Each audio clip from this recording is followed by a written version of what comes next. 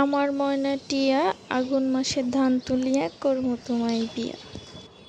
Hello everyone, আসসালামু আলাইকুম। আমি মারিয়া আছি আজকে আপনাদের সাথে নতুন একটি ব্লগ নিয়ে এসেছি। সেটা হচ্ছে আমাদের গ্রাম বাংলায় কিভাবে ধান মাড়াই করা হয় এবং সেই ধান দিয়ে কিভাবে চাল বের করা হয়, সেই ধান কিভাবে সিদ্ধ করে শুকায়, কিভাবে কি করে, মানে ফুল প্রসেসিং গ্রামের মানুষ কিভাবে কি করে সম্পূর্ণ ভিডিওতে দেওয়া আছে, ঠিক আছে।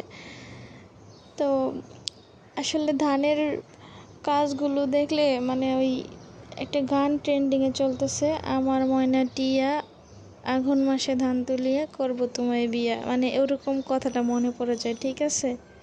এখন পুরোপুরি আমাদের গ্রামে ধানের কাজ শুরু হয়ে গিয়েছে। তো এই যেই ধানগুলো ভিডিও করতেছি এটা হচ্ছে অল্প কিছু ধান।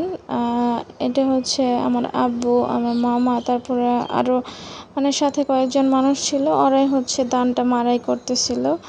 তা আমি মাঝখান থেকে ভিডিও করে নিয়েছি আপনাদের সাথে শেয়ার করার জন্য, আপনাদেরকে নতুন ব্লগ উপহার দেওয়ার জন্য। গ্রামের কি সুন্দর দৃশ্য দেখেছেন, গ্রামের মানুষ কত পরিশ্রম করে, কত সুন্দর কাজ করে। এই জন্যই হয়তো গ্রামের মানুষ অসুস্থ কম হয়, শহরের মানুষ দ্রুত অসুস্থ হয়। কারণ যে গ্রামের সতেজ বাতাস, তারপর গ্রামের মানুষ হাঁটা চলা বেশি করে, কাজ করে বেশি, এই জন্য গ্রামের মানুষ সুস্থ থাকে বেশি। ওইটা ঠেলা গাড়ি, ওইটা দিয়ে ধান নেওয়া হয়, এখান থেকে ধান মাড়াই করে বাড়িতে নিয়ে যাওয়া হবে, কারণ এই ধান নিয়ে যাওয়ার পর সাথে সাথে সিদ্ধ করা হবে। আমাদের ধানের খোলাটা নদীর একদম পাশে।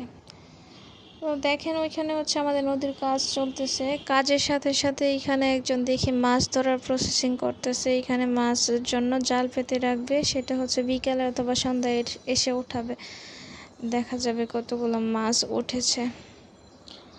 তো এইখানে নদীর কাজ চলতেছে, দেখা তো যাচ্ছে ভালোভাবেই কাজ করতেছে। তো এইখানে এইবার সরকার 1 কোটি টাকা বরাদ্দ করেছে শুধু আমাদের বাড়ির এই নদীর কাজটুকু করার জন্য। কারণ যে আমাদের নদী একদম আমাদের বাড়ির কাছে চলে এসেছে, একদম ঘেঁষে গেছে আমাদের রান্নাঘরের পাশাপাশি। তো ভালোভাবে কাজ করলে হয়তো আমাদের বাড়িটা বেঁচে যাবে। যাই হোক, আমাদের ধান মাড়াই প্রায় শেষ। ধান মাড়াই শেষ হলে ঠেলা গাড়ি করে এগুলো বাড়িতে নিয়ে যাওয়া হবে বস্তা করে, তারপর ওটা সিদ্ধ করা হবে। সব কিছুই এখানে আছে, ধৈর্য ধরুন, দেখতে পারবেন সব কিছু, ঠিক আছে।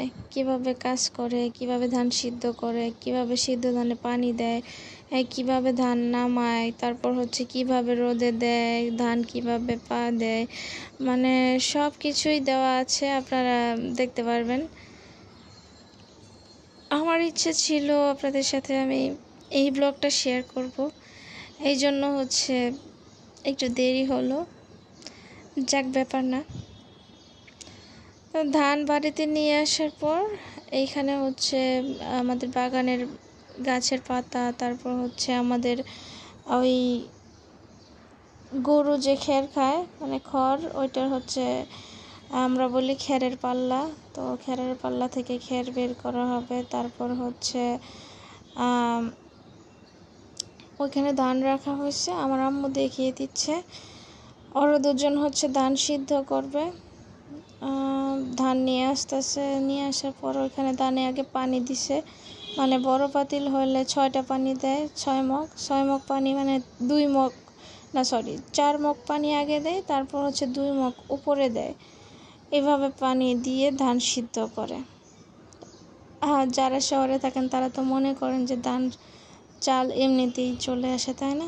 গ্রামের মানুষ অনেক পরিশ্রম করে, আর হাতের সিদ্ধ করা ধানের পুষ্টিগুণ অনেক বেশি, ঠিক আছে। গ্যাসের প্রবলেম হয় না, তারপর কোনো মেডিসিন দেওয়া থাকে না, একদম ন্যাচারাল, ঠিক আছে। এই জন্য গ্রামের মানুষ অনেক সুস্থ থাকে, অনেক শক্তিশালী থাকে। তারপর ওদের রোগ প্রতিরোধ খুব কম হয়, অসুখ বলতে গেলে যে গ্রামের মানুষের তেমন একটা হয় না, ঠিক আছে। তো আমাদের ধান সিদ্ধ হয়ে গেছে, এখন ধান নামাবে। এভাবে ধান নামানো হয়।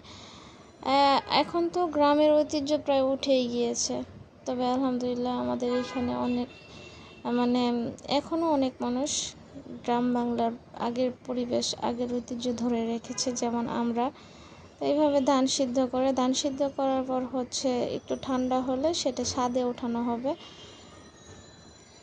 ধানটা ছাদে উঠিয়ে দেওয়া হবে। তারপর হচ্ছে ধান শুকানোর জন্য প্রসেসিং শুরু হবে, ধান একটু পর পর হচ্ছে ছড়িয়ে দিতে হবে।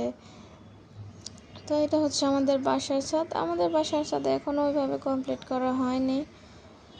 আমাদের নদীরই ঠিক নাই, নদী ভেঙে যায় কি না, নদীর বাঁধ যদি ঠিকভাবে দেওয়া হয় তাহলে হয়তো আমাদের বাসার ছাদের কাজ শুরু হবে বা উপরে কাজ করা শুরু হবে। যাই হোক, দেখেন আমাদের এখানে ধান ছড়িয়ে দেওয়া হয়েছে, ধান একটু পরপর মানে ফাঁকা করে দেওয়ার জন্য হচ্ছে এইভাবে পা দিয়ে